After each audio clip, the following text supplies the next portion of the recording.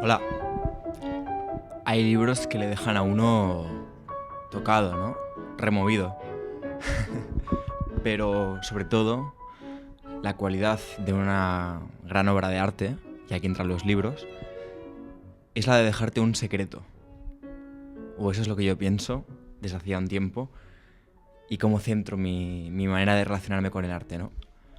Una gran obra de arte te deja un secreto y luego es tu responsabilidad decidir qué haces con ese secreto.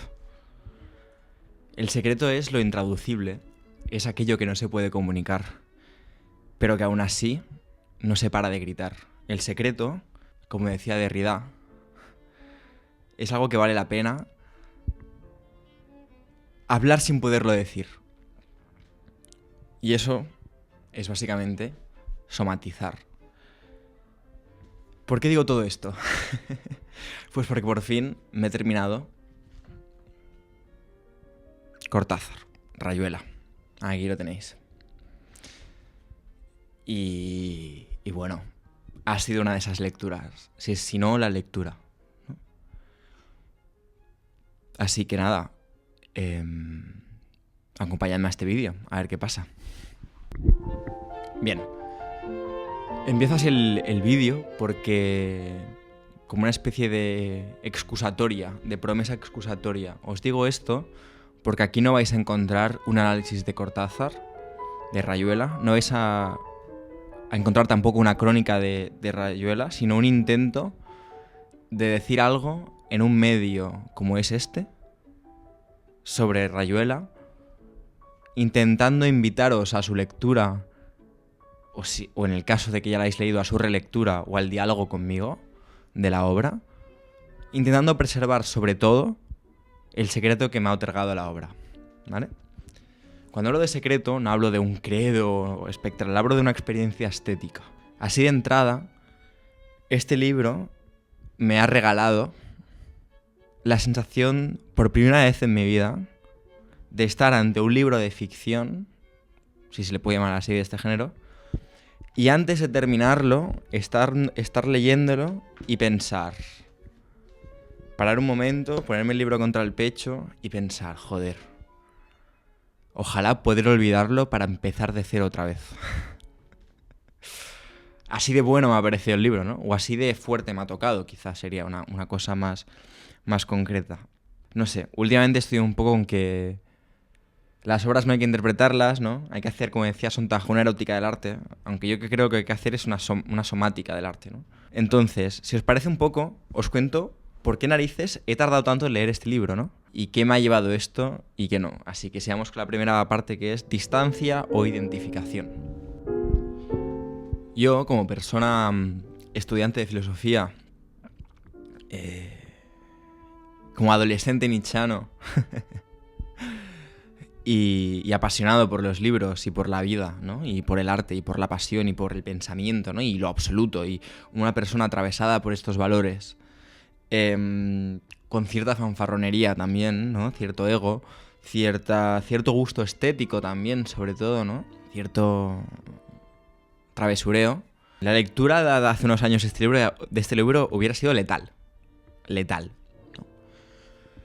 Hubiese habido una cercanía falsa, pero muy excesiva, que hubiese desembocado en una excesiva identidad. En una lectura masturbatoria, una lectura que hubiese entendido que había una identidad que en realidad no es. Hubiese caído en un espejismo, ¿no? Hubiese incurrido en un delirio, yo creo. Pero un delirio del malo, ¿no? La distancia con la lectura de este libro, después de haber pasado por mi fase de asombro ante el puro pensamiento, ¿no? Ante esa lo que debemos llamar la fase fichteana, ¿no? De todo estudiante de filosofía o de todo filósofo, ¿no? En la que uno se siente fascinado por la propia potencia del concepto generándose a sí mismo, esa capacidad de darse el propio nombre que tiene la filosofía, ¿no? Ese poder, porque la palabra es poder del pensamiento produciéndose a sí mismo, por ese pensamiento puro, en esa ensoñación, ¿no? de una matemática de la filosofía, de alguna manera, Después de haber pasado por ahí y haberme distanciado de ahí y haber ido a un gusto por un pensamiento más pequeño, más débil, ¿no? De alguna manera, un pensamiento más... donde me encuentro ahora, opera en otros términos, que duda de las categorías binarias, ¿no? Ya sea hombre o mujer, o ya sea verdad-mentira, o absoluto no absoluto, o cuerpo, alma, finito, infinito, ¿no? Que pone en duda, en tela de juicio, esas entidades binarias, sobre todo, esa oposición entre el yo y los demás, entre el mundo, entre esta idea de sujeto, ¿no? Nos situamos en una cosa mucho más relacional, pues de repente me genera una distancia que me permite sentir cierta incomodidad muy fuerte, durante la lectura del libro ante el macho, ¿no? El hombre, que hay, es una novela eminentemente masculina, y el tema del hombre es fundamental, ¿no? Y el tema de la lectura hembra también es fundamental, ¿no? En las cosas morelianas. Es un libro que es soberbia, ¿no? Y es falogos también. Entonces, yo siento cierta incomodidad en la lectura que convierte mi proceso de somatización, identificación y mediación con el libro mucho más interesante. Porque en vez de aceptarlo acríticamente, me seduce y me siento incómodo siendo seducido y pongo a trabajar mis herramientas de contraseducción. Se genera una dialéctica mucho más interesante entre el libro y yo. Nos desdibujamos el uno en el otro y entramos en los territorios grises e incómodos que permiten autoanalizarse de una manera mucho más honesta y analizar el libro de una manera mucho más honesta, que no se reduzca a la mera afirmación del libro o a la mera condena moral del libro. Porque es un libro que es el falogos, pero a mí me interesa el falogos. Me he dedicado a estudiar la filosofía, quiere decir, estoy relacionado con este falogos, ¿no? Lo admiro también, al mismo tiempo que lo impugno. Gozo de él al mismo tiempo que me repugna. Tengo una relación que creo que toda persona que se dedica al conocimiento debe tener esta relación al menos. Me reconozco, pero con cierta distancia crítica y con cierta admiración y renuncia también, ¿no? Lo que me lleva a la segunda parte. Lo más interesante del libro, ¿no? En este libro que se lee de esta manera tan suelta, y como, o sea, con estas dos posibilidades, lo he leído obviamente de la manera loca, claramente, que no me parece tan loca, que me parece una cosa mucho más controlada de lo que parece. Quizás por su contexto histórico, pero quizás por el momento en el cual yo estoy leyendo este libro, ¿no? Pues tengo esta sensación, ¿no? de que tampoco me parece para tanto la locura que plantea. Lo que me parece, por tanto, es su genialidad, ¿no? Que es otra cosa diferente, su capacidad de jugar con la palabra y el texto, su inventiva, su espíritu infantil, me parece lo más brillante del texto, ¿no? Pero me estoy adelantando. Quería hablar del experimento y la necesidad. Este libro es un juego. Este libro coge la máxima de entender el pensamiento y la literatura como un juego, pero decir al mismo tiempo que no hay nada más serio en esta vida que el juego, y que aquel que juega por necesidad, porque si no hace otra cosa se pega un tiro en la cabeza. Y de hecho, el juego consiste en pensar y llegar a la conclusión de que me tengo que tirar un tiro a la cabeza, pero no lo hago, de alguna manera. ¿De qué manera, diríamos, ¿no? El propio dispositivo textual es un juego.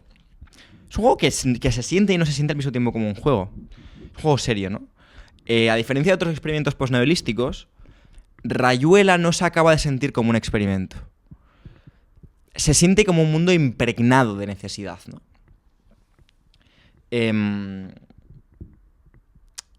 Que combina, ¿no? con Morel y su teoría del texto, ¿no? Como jugando. En este libro lo que hay, en realidad, es la vocación de agitarse. Os leo que esto lo tengo escrito cuando lo acabé de leer. Hay la vocación de agitarse por una causa perdida. El gesto colosal por una causa simple y perdida. El libro es una permanencia en el sentimiento fronterizo del absoluto, teniendo en cuenta que su propia búsqueda es la imposibilidad del absoluto, que el absoluto acontece. Pero el libro es el impedimento del acontecimiento constante. Es un gran gesto de renuncia tóxico y caballeresco, heroico, hacia aquello que se desea con todo el alma. En la aparente ironía de este libro, lo que hay de facto es una radical seriedad. Es un libro serio, muy serio. En la ironía de Horacio, ¿no? Lo que hay, Aurelio, mira cómo ya mi cerebro. Lo que hay en realidad es una seriedad muy fuerte, ¿no? Que es lo que a mí me conmueve el libro. Un momento, voy a parar que se está quedando sin espacio. Vale, debería haber conseguido unos minutos borrando unos archivos. Continuando, el problema, ¿no? de Cortázar, del libro, que explora el libro, es un problema adolescente, es un libro adolescente. Filosófico, ¿no? La filosofía es muy adolescente. Es simple, ¿no? Hay esta negatividad omnipresente, negatividad en un sentido filosófico. Hay este momento puramente negativo, pero inconsecuente. El libro es radicalmente consecuente en su inconsecuencia. Es decir, hay una negatividad muy fuerte. Es un libro que podríamos llamar de carácter existencialista, pero en realidad lo que es un libro sobre el escepticismo, pero de un escepticismo que se niega a ser escéptico con su propio conocimiento, con lo que sabe. Es un escepticismo curioso, es un escepticismo que incapaz de renunciar al logos, que quiere impugnar al logos, quiere dejar más allá del logos, pero está adicto al logos, no puede dejar atrás al logos, ¿no? Lo cual me lleva al siguiente apartado, que produce una cosa muy inesperada, ¿no? Que es logos y pathos, ¿no? Pasión y conocimiento, diríamos. Si algo me conmueve en Rayuela, es la carne que emerge del razonamiento. En Rayuela hay pasión. En contra de lo que quiere el filósofo, ¿no? Pero en Rayuela hay mucha pasión. Hay mucha pasión. Y eso yo lo aprecio mucho. Llevar la filosofía hasta lo ridículo, y lo cruel, y lo obsceno. Porque el libro es cruel, es un libro muy cruel. Es un libro cruel, despiadado, misógino. Pero con cierta vuelta de tuerca. Pero es un libro despiadado en ese sentido. Es un libro que somete a la vida al razonamiento, ¿no? Somete especialmente a la mujer, ¿no? Al razonamiento, la somete totalmente. Especialmente capítulo 28 y capítulo 41, ¿no? La situación que genera, de alguna manera, es la gimnasia mental que ejerce violencia sobre el mundo, la ejerce. Y aprecio ese gesto literario, porque se le toma en serio y va hasta el fondo. Y yo lo aprecio eso, lo aprecio mucho. Pero volviendo al tema, que esto está conectado, pero lo que hay en el libro, hay un dualismo constante, ¿no? Finito e infinito, las dos formas de leerlo. Linealidad, pluralismo, cuerpo, mente, presencia, verdad, engaño, ¿no? Sobre todo la mentira está muy presente. El simulacro, ¿no? Sería la palabra que usáramos nosotros para definir lo que está hablando el libro. Pero esta dualidad cuerpo-mente, ¿no? Y esta que se quiere refugiar, lo que hay es una afección radical por el pensamiento. El libro es una gran afección. Y cuando digo que es consecuente, es que es consecuente con esa afección. Y por eso es brillante el libro, por momentos, ¿no? Tiene momentos brillantísimos, absolutamente brillantes, que se generan de eso, de esa capacidad para ser consecuente con la afección, ¿no? Porque a las piensas del autor, quizá, no lo sé, en este libro hay felicidad, hay dicha, hay goce radical, hay goce, ¿no? Hay el goce de la afinidad de un secreto compartido, de la conexión en la conversación y en la cosmovisión con alguien con el que se tiene la capacidad de desmontar la patraña aunque sea para llegar a otra mentira. Y esa experiencia es mágica, ¿no? Ese constante parto de algo que luego puede ser una mentira, pero que se tiene la valentía, la genialidad, la originalidad, la honestidad, ¿no? El juego para llegar hasta ahí, eso es felicidad. Y os lo digo de corazón, ¿eh? De verdad. Esa carne dichosa de conquistar una presencia con alguien, peleándose con el simulacro y llegando a la presencia, esa experiencia Para mí de eso va la vida un poco, ¿eh? No me voy a poner aquí de eso va la vida, pero para mí sí, ¿no? Que eso me lleva a la cuarta cosa, que es un poco la tensión. La tensión que hay todo el rato, que ha habido en mi lectura, entre admiración e incomodidad. Rabiela es un libro que, os lo voy a decir ya, me ha ganado. Para mí esto es una obra maestra.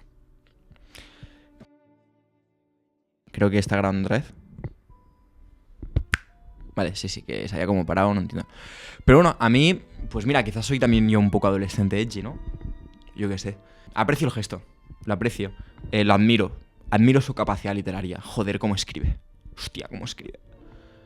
Uf, qué capacidad de jugar con las palabras y de, sobre todo, lo que hay en este libro es un escritor que se nota, que se siente capaz de jugar con la palabra. Hay una confianza ciega en uno mismo en este libro, ¿no?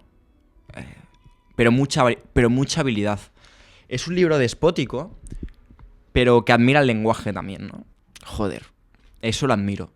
Pero al mismo tiempo me incomoda, ¿no? La brutalidad de algunos pasajes crueles y obscenos en su logos que someten la vida al razonamiento. Lo paso mal. Me hace pasarlo mal. Pero admiro su pathos. Y aprecio el gesto y aprecio lo en serio que se toma para llegar hasta el final, ¿no? Porque se lo toma. Y eso yo lo tengo que admirar, ¿no? La seriedad de su cometido y su compromiso con él mismo, ¿no? Es algo que admiro mucho. Aparte de su capacidad claramente inventiva, ¿no? Que me gana total.